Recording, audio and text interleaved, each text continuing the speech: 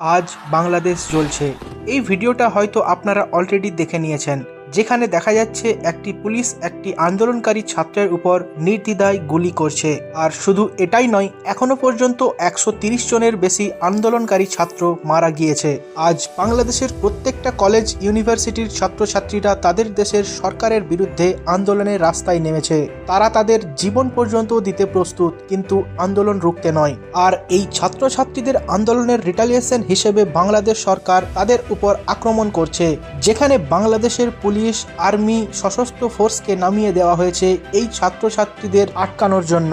বাংলাদেশের কলেজ ক্যাম্পাসগুলিতে ছোড়া হচ্ছে tear gas, rubber bullet, sound grenade. বাংলাদেশের প্রতিটা কলেজ ক্যাম্পাস আজ রক্তাক্ত। কিন্তু প্রশ্ন হলো একটাই, আজ ছাত্ররা কেন এত ক্ষিপ্ত হয়ে রাস্তায় নেমেছে? আর কেনই বা বাংলাদেশ সরকার এই ছাত্রছাত্রীদের উপর এত অমানবিকভাবে হামলা চালাচ্ছে? আর এই সব কিছুর শুরুই বা কোথা থেকে? আর এই ছাত্রছাত্রীদের দাবি বা কি এমন যা বাংলাদেশ সরকার পূরণ করতে পারছে না? সবকিছুই ইন ডিটেলসে জানবো আজকের এই ভিডিওটিতে, তাই ভিডিওটি শেষ পর্যন্ত দেখার অনুরোধ রইল। Bangladesh is witnessing violent protests as public debt rises and youth unemployment rises. Injured by violence at student protests in Bangladesh. বর্তমান সময়ে আজ ভারত বলুন আর বাংলাদেশ, দুই দেশেরই কিন্তু বর্তমানে যুবকদের বেকারত্ব তাদের চরম শিখরে পৌঁছে গিয়েছে। তারা আজ উচ্চশিক্ষায় শিক্ষিত হওয়ার পরেও একটি চাকরি বাকরি খুঁজেই পাচ্ছে না। এক তো চাকরির ভ্যাকেন্সির সংখ্যা অনেক কম, তার উপর আবার কোটা রিজার্ভেশন। হ্যাঁ, ঠিক এই কোটা সিস্টেমকে নিয়েই আজ বাংলাদেশে এত উত্তেজনা। আজ এত ছাত্রের প্রাণ হারিয়েছে তাদের সরকারের বিরুদ্ধে এই কোটা সিস্টেমের আন্দোলনকে নিয়ে। কিন্তু বাংলাদেশের কোটা সিস্টেমে কি এমন রয়েছে যার ফলে ছাত্ররা আজ তাদের প্রাণ দিতেও প্রস্তুত? কোটা সিস্টেম তো সে দেশের নাগরিকের সুবিধার্থের জন্যই সরকার রাখে, তাহলে বাংলাদেশের কোটা সিস্টেমে কি এমন রয়েছে যার ফলে আজ এত ছাত্রের প্রাণ হারাতে হলো? আসলে আমাদের বাংলাদেশের কোটা সিস্টেমটিকে জানতে গেলে আগে বাংলাদেশের ইতিহাস সম্পর্কে জানতে হবে।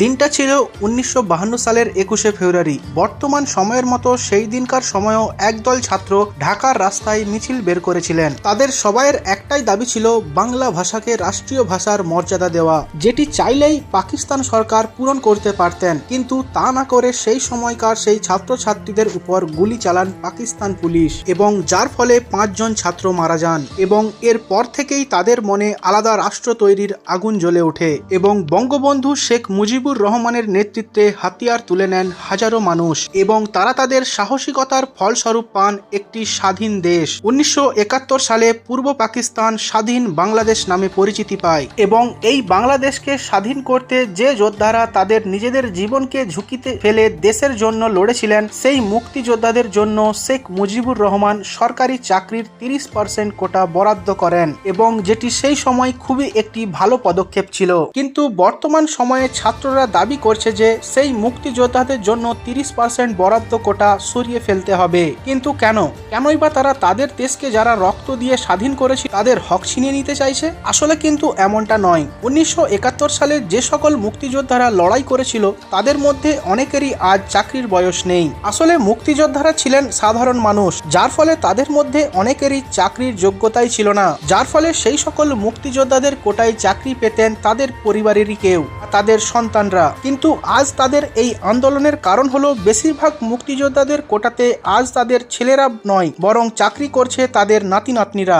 আজ এজন্যই তাদের আন্দোলন। কেন এই মুক্তিযোদ্ধাদের কোটা ভোগ করবে তাদের নাতি নাতনিরা? কারণ তারা তো দেশের হয়ে কিছুই করেনি। এছাড়াও এমনও কিছু পরিস্থিতি দেখা যাচ্ছে যেখানে মুক্তিযোদ্ধাদের বাড়ির ছেলে মেয়েদের রেজাল্ট অতটা ভালো না হওয়ার পরেও তারা সরকারি চাকরি বাকরির সঙ্গে নিযুক্ত, আর যার ফলে সমস্যায় পড়তে হচ্ছে মেধাবী ভালো ছাত্রছাত্রীদের। আর এইবারের আন্দোলনটা কিন্তু প্রথমবারের মতো নয়, এর আগেও 2018 সালের ঠিক এরকমই আন্দোলন হয়েছিল। আর সেই সময়ও ছাত্রছাত্রীদের আন্দোলনের দাবি ছিল যে এই 30% মুক্তিযোদ্ধাদের কোটার রিজার্ভেশনটিকে বন্ধ করা হোক। কিন্তু বাংলাদেশ সরকার কি করে, তারা পুরো কোটা রিজার্ভেশন সিস্টেমটিকেই বাতিল করে দেয়। কিন্তু ছাত্ররা সেটা চায়নি, তারা চেয়েছিল কোটা সিস্টেমটিকে বন্ধ না করে তার মধ্যে কিছু মডিফিকেশন করা হোক, যার ফলে সাধারণ মেধাবী ছাত্রছাত্রীরাও যেন সরকারি চাকরি পেতে পারে। কিন্তু সরকার তাদের কথা শোনেন শুনানি। সরকারের এই ভুল নির্ণয়ের ফলে সমস্যায় পড়তে হয় 10% এতিম এবং প্রতিবন্ধী কোটা রিজার্ভেশন ক্যান্ডিডেটদের, 10% নারী ও 5% ক্ষুদ্র গোষ্ঠী রিজার্ভেশন ক্যান্ডিডেটদের। এবার প্রশ্ন হলো, যদি বাংলাদেশ সরকার এই কোটা রিজার্ভেশন সিস্টেমটিকে তুলেই নেয় তাহলে আজ এত দ্বন্দ্ব কিসের? আসলে বাংলাদেশের হাইকোর্ট এই জুলাই মাসেই আবার ঘোষণা করেন যে তারা এই বাংলাদেশের 56% কোটা রিজার্ভেশন সিস্টেমটিকে পুনরায় ফিরিয়ে আনতে চলেছে।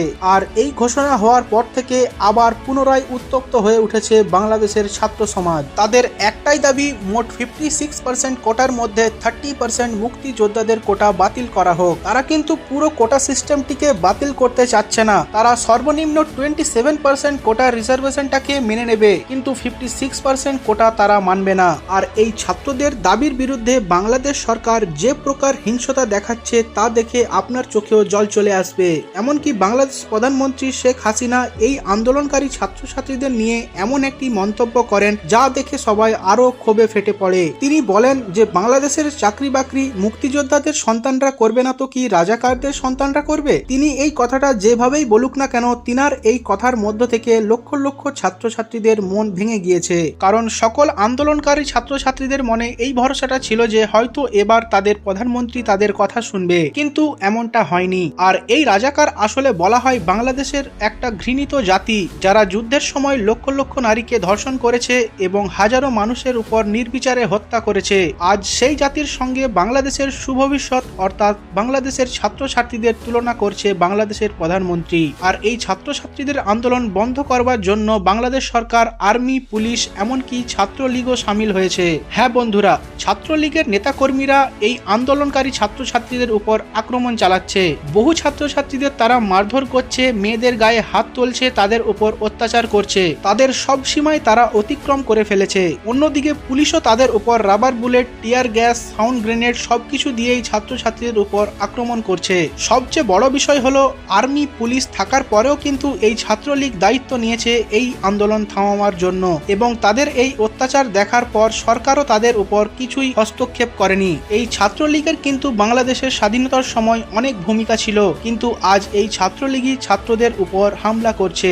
বাংলাদেশ সরকার জানিয়েছে যে এ বিষয়ে বাংলাদেশ সুপ্রিম কোর্টে আবেদন করা হয়েছে, যার শুনানির জন্য আগামী 7ই আগস্ট পর্যন্ত অপেক্ষা করতে হবে। তবে যাই হোক না কেন, আজ এই আন্দোলনের জন্য প্রাণ গিয়েছে 100রও বেশি ছাত্রছাত্রীদের। তাদের সেই স্বপ্ন আজ চূর্ণ বিচূর্ণ হয়ে মাটির নিচে চাপা পড়ে গেছে। হয়তো সরকার পারত এই সমস্যাটিকে শান্তিভাবে সমাধান করার, এবং পরবর্তীতে কি হবে সেটা আমরা কেউই জানি না। আরো কতজন মরবে সেটাও আমাদের জানা নেই। তবে একজন ভারতীয় হয়ে আমার বাংলাদেশ সরকারের কাছে একটাই অনুরোধ, সর্বপ্রথম বাংলাদেশ সরকার আন্দোলনকারী ছাত্রছাত্রীদের উপর অত্যাচার বন্ধ করুক এবং তাদের সঙ্গে বসে শান্তিভাবে একটি সমাধানের জায়গা গড়ুক। কারণ যুবক সমাজ হলো এমন একটি সমাজ যা ওই দেশের ভবিষ্যৎ। তাই এ বিষয়ে ভাবা অবশ্যই দরকার। এ বিষয়ে আপনাদের কি মতামত তা অবশ্যই কমেন্টে জানাবেন। আর এই ভিডিওটি যদি আপনাদের ভালো লেগে থাকে তো অবশ্যই ভিডিওটিকে লাইক করে আপনাদের বন্ধুদের সঙ্গে শেয়ার করবেন। দেখা হচ্ছে আবার পরের ভিডিওতে।